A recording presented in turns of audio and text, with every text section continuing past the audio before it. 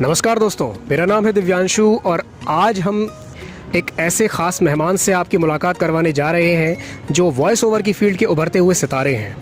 जी हाँ, मैं बात कर रहा हूँ अमन कुमार शिंदे जी की। अमन कुमार शिंदे जी आज हमारे साथ हैं, तो चलिए आज हम उनसे कुछ मुलाकात करते हैं, कुछ बात करते हैं और जानने की कोशिश करते हैं उनकी जर्नी के बारे में।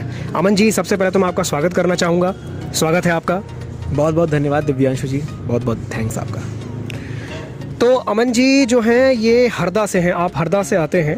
तो हरदा जैसी जगह से जब आप आते हैं तो हरदा से भोपाल की जो आपकी जर्नी है वो कैसी रही, हमें उसके बारे में बताइए। देखिए, अब तो मैं भोपाल में ही रहता हूँ, हरदा से नहीं आता अब मैं बिलोंग करता हूँ हरदा से और काफ़ी अच्छी जर्नी रही, शानदार जर्नी रही। 2010 में मैं भोपाल आ गया था और उसके बाद की जो जर्नी सेकेंड ईयर में वॉइस ओवर से जुड़ा और उसके बाद अब तक वॉइस ओवर फील्ड में हूँ, डबिंग भी करता हूँ, मिमिक्री करता हूँ।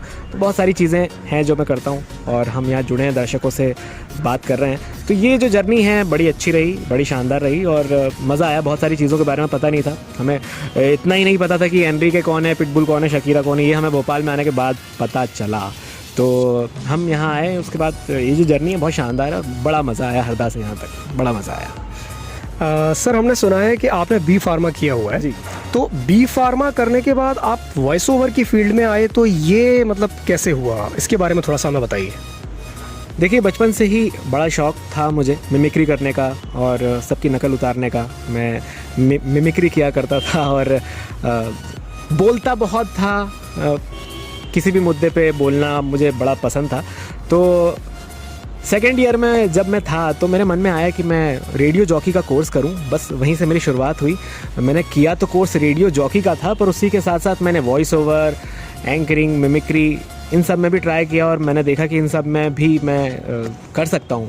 तो ये किया और फिर बी फार्मा भी मैंने कंप्लीट किया। 2014 में मेरा बी फार्मा कंप्लीट हुआ। पर जो कहते हैं ना कि पैशन को प्रोफेशन बनाया मैंने, तो उसके बाद जो जर्नी थी वो बड़ी खूबसूरत थी, इसीलिए मैंने बी फार्मा को थोड़ा सा साइड में रख के इसी को आगे बढ़ाया। सर, नॉर्मली होता ये है हमारी सोसाइटी में, जैसे जो स्पेशली मिडिल क्लास में ये होता है कि गवर्नमेंट जॉब को ही सब कुछ माना जाता है कि अगर आपके पास सरकारी नौकरी है तो आप सफल हैं। तो ऐसे में जबकि ऐसा माहौल नॉर्मली रहता है, गवर्नमेंट जॉब के लिए प्रेशराइज किया जाता है, आपके लिए क्या क्या चैलेंजेस थे, क्या क्या चैलेंजेस आपने फेस किए और कैसे आपको हरी झंडी मिल गई इस फील्ड में आने के लिए, उसके बारे में थोड़ा सा बताइए। देखिए भैया, चैलेंजेस तो हमने बहुत फेस किए। होता यही है जनरली, जब हम देखते हैं कि मिडिल क्लास फैमिली में मेरे दोनों जो माँ बाप, मेरे मम्मी पापा दोनों गवर्नमेंट जॉब में हैं और मैं सम्मान करता हूँ गवर्नमेंट जॉब का। और उनका भी यही मानना था, क्योंकि उनके साथ वाले जितने भी उनके सहकर्मी थे, उनके दोस्त थे, उनके जो सुपुत्र सुपुत्रियाँ थीं, तो वो सब गवर्नमेंट जॉब में प्लेस्ड हो जाते थे। और हमेशा की तरह मुझे, जैसा कि आम घरों में सुनने को मिलता है कि भैया उनके लड़के को देखो वो बन गए, उनकी लड़की को देखो 50,000 रुपये महीना कमा रही है, ऐसा। तो मुझे सुनने को मिलता था। पर जब मैं इस वॉइस इंडस्ट्री में आया तो उसके बाद मैंने बहुत सारी रिकॉर्डिंग्स की, वॉइस रिकॉर्डिंग्स की, वीडियोस बनाए।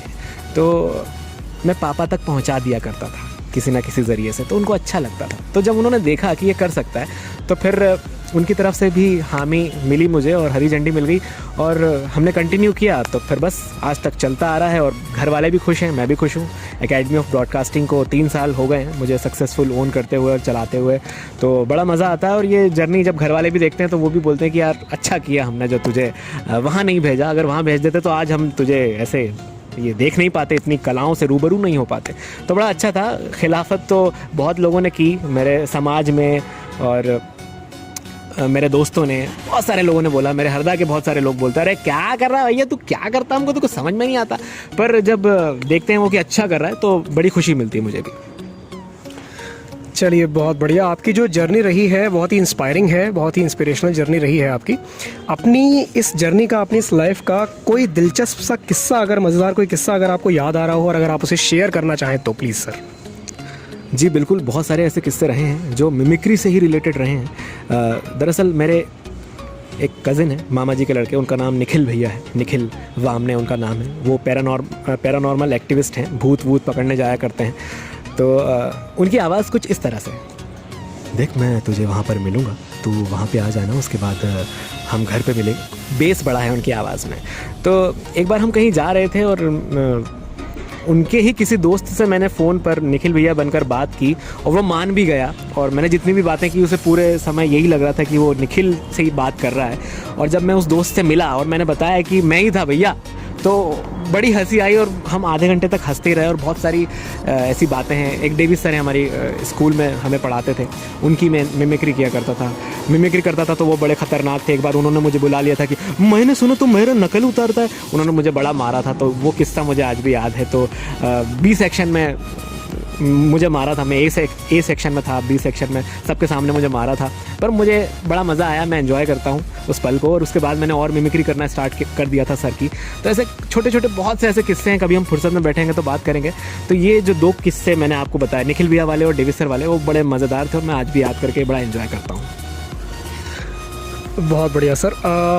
आपकी लाइफ इतनी इंस्पायरिंग रही है सर, इतना कुछ आपने चैलेंजेस फेस किया, आपने बी फार्मा किया, उसके बाद आप वॉइस ओवर की फील्ड में आए। तो व्यूअर्स के लिए आप कोई मैसेज देना चाहेंगे? क्या मैसेज रहेगा आपका अगर आप हमारे व्यूअर्स को कोई मैसेज देना चाहें तो? व्यूअर्स, मैं आप सभी को ये मैसेज देना चाहूँगा, जितने भी लोग इस वक्त हमें देख रहे हैं, कि आपके अंदर का जो टैलेंट है वो कैसे पता लगेगा? वो ऐसे पता लगेगा कि आप हर जगह जाते हो, आप अपने मामा जी के यहाँ जाते हो, बुआ जी के यहाँ जाते हो, फूफा जी के यहाँ, या स्कूल में, कॉलेज में, कोचिंग इंस्टीट्यूट में, कहीं पे भी जाते हो, तो आपकी एक कॉमन तारीफ़ होती है कि यार तू ये चीज़ तो तेरी यार बड़ी कमाल की है। तो उस कॉमन तारीफ़ को आप पकड़ो, उसको आइडेंटिफाई करो और लग जाओ उस काम में। उसको अपने अंदर ऐसा बसा लो कि आप चलते फिरते, मैं वॉशरूम में हूँ, चाहे मैं अपने रूम में बैठा हूँ, चाहे मैं कभी कभी सो भी रहा होता हूँ, लेटा हुआ होता हूँ, तो बड़बड़ा रहा होता हूँ, मेरी वाइफ बोलती है, अरे क्या कर रहे हो? तो मैं कुछ ना कुछ डायलॉग्स बोलते रहता हूँ। तो ये अपने अंदर इस तरह से आप संभालें उसको और करते रहें, रेगुलर करते रहें। मैं भी एक दिन भी अगर मैं रिकॉर्ड नहीं करूं मेरी वॉइस, तो मुझे ऐसा लगता है कि यार मैंने ये मेरी ज़िंदगी का हिस्सा है, मैंने क्यों नहीं किया। तो आप करते रहें, उसको कंटिन्यू करें, और एक दिन ऐसा आएगा कि आपको उस चीज़ में सक्सेस ज़रूर मिलेगी। और हाँ, अच्छी आवाज़ मतलब सिर्फ सिंगिंग नहीं होती है। आप वॉइस ओवर कर सकते हैं, आप डबिंग कर सकते हैं, आप मिमिक्री कर सकते हैं, आप एंकरिंग कर सकते हैं। एंकरिंग के भी अलग अलग टाइप्स होते हैं। टीवी एंकरिंग अलग होती है, स्टेज एंकरिंग अलग होती है। तो जितनी भी जगहें हैं जहाँ पे आवाज़ का इस्तेमाल होता है, और हाँ, स्पोर्ट्स कमेंट्री, क्रिकेट कमेंटेटर आजकल जो पुराने क्रिकेटर हैं वही बैठे रहते हैं, तो आप वहाँ पे भी ट्राई कर सकते हैं, अपनी आवाज़ को एक पहचान दे सकते हैं। तो अपनी आवाज़ को आइडेंटिफाई करें, अपने टैलेंट को आइडेंटिफाई करें और कर दिखाएं वो सब कुछ जो आप अपनी ज़िंदगी में करना चाहते हैं। पछतावा नहीं होना चाहिए ज़िंदगी में। क्या बात है सर, क्या बात है, बहुत अच्छे। तो अमन जी से आज हमने बात की, उनकी जर्नी के बारे में जाना, उनकी लाइफ के बारे में जाना, कुछ अनकहे, कुछ अनसुने से किस्सों के बारे में जाना, और बहुत अच्छा लगा सर से बात करके। तो अगली बार हम एक बार फिर हाज़िर होंगे एक नए मेहमान के साथ। तब तक के लिए नमस्कार। Thank you so much sir. आपका भी बहुत बहुत धन्यवाद। आप बहुत अच्छा काम कर रहे हो, आपको ढेर सारी शुभकामनाएं। Thank you sir.